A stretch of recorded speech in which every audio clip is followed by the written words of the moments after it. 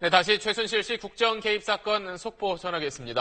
최순실 씨가 오늘 새벽까지 강도 높은 검찰 조사를 받았습니다. 최 씨는 대부분의 혐의를 완강히 부인하고 있는 걸로 전해졌습니다. 네, 그럼 특별수사본부가 있는 서울중앙지검으로 가보겠습니다. 윤나라 기자. 네, 서울중앙지검입니다. 네, 밤사이 검찰 수사 상황 정리해 주시죠. 네, 그제 긴급 체포된 최순실 씨에 대한 검찰의 조사는 어제 오전 10시부터 오늘 새벽까지 계속됐습니다. 검찰은 최 씨를 상대로 미르와 K스포츠재단의 설립 과정과 자금 유용 여부 등을 집중 추궁했습니다. 어제 오전 조사에서 횡령 배임 등에 대한 수사에 집중했던 검찰은 저녁부터는 청와대 문건 유출 혐의에 대해 조사를 진행했습니다. 앞서 최 씨는 쓰러질 듯한 모습으로 죽을 죄를 지었다, 용서해달라며 검찰청사에 들어갔지만 검사 앞에선 혐의를 완강히 부인한 것으로 전해졌습니다.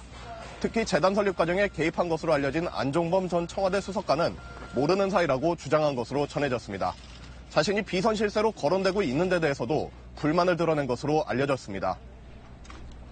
네, 그렇다면 일단 검찰 입장에서는 혐의가 명확한 것부터 영장을 좀 준비를 해야 할 텐데 오늘 안에는 영장을 청구해야죠.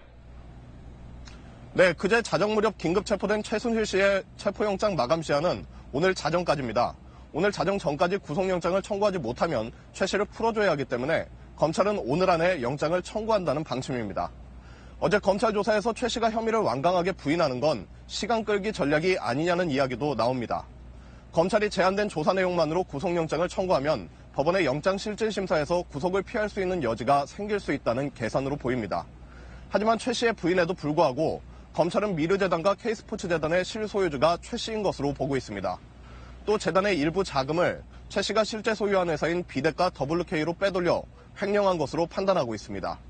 최 씨가 거래해온 시중은행 5곳을 압수수색하는 등 증거 수집에 속도를 내고 있는 검찰은 구속영장에 우선 횡령 혐의를 적용할 전망입니다. 지금까지 서울중앙지검에서 SBS 윤나라입니다.